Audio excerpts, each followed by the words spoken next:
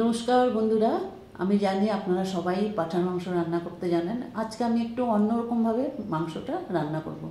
আমি মাংসর মধ্যে মশলা, সব রকম মশলা, আদা বাটা, পেঁয়াজ বাটা, রসুন বাটা, লঙ্কা গুঁড়ো, জিরের গুঁড়ো, ধনের গুঁড়ো, টক দই, তেল, নুন, হলুদ সব কিছু দিয়ে 3 ঘন্টার জন্য মেখে রেখে দিয়েছিলাম। তারপর নিয়েছি পুদিনা পাতা, ধনে পাতা। পুদিনা পাতা আর ধনে পাতা খুব ভালো করে বেছে ধুয়ে আমি ঠিক করে রেখেছি। তারপরে একটা কুকারে আমি তেল দিয়ে গরম করতে বসিয়ে দিয়েছি।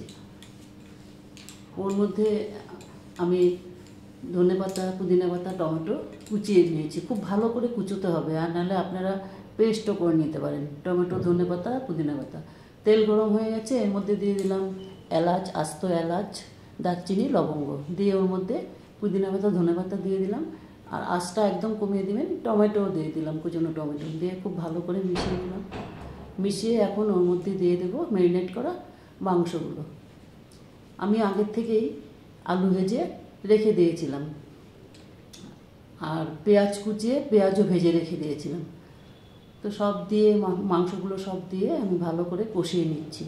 খুব ভালো করে কষাতে হবে এবং এটাকে আস্তে আস্তে প্রেসার কুকারে ঢাকনা দিয়ে ঢেকে এটাকে কষাতে হবে। প্রেসার কুকারে করার একটা সুবিধা, যেটা কষানোও হয় খুব সুন্দর করে, আবার এইদিকে সেদ্ধও হয়ে যায় খুব ভালো। এর মধ্যে আমি দিয়ে দিলাম একটু কাশ্মীরি লাল লঙ্কার গুঁড়ো, কালারের জন্য। আপনারা দিলে নাও দিতে পারেন, স্কিপ করে নিতে পারেন।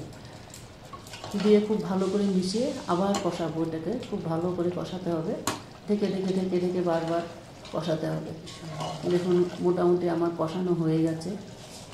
এখন আমি এর মধ্যে দিয়ে দেব একটা আস্ত রসুন। রসুনটার উপরে খোসাটা ছাড়িয়ে ভালো করে ধুয়ে দিয়ে দিয়েছি। তারপর দিয়ে দেবো আলু।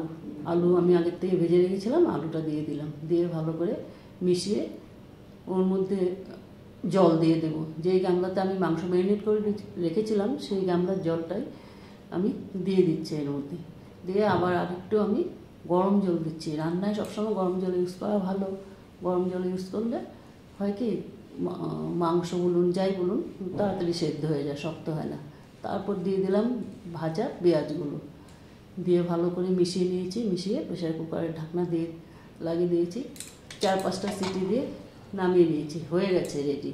দেখুন মাংসের কালার কি এসেছে, কি সুন্দর, আর খুব সুন্দর সেন্ট হয়েছে, খেতে খুব স্বাদ হয়েছে। আপনারা বাড়িতে এরকম করে বানিয়ে খেয়ে দেখবেন। তারপর দিয়ে দিলাম একটু গরম মশলা, দিয়ে নামিয়ে নিয়েছি। দেখুন খুব সুন্দর সিদ্ধ হয়েছে। এখন আপনাদের যদি ভালো লেগে থাকে, আপনারা একটা লাইক করুন, কমেন্ট করুন, আর আমার পাশে থাকুন। আপনাদের অনেক অনেক ধন্যবাদ।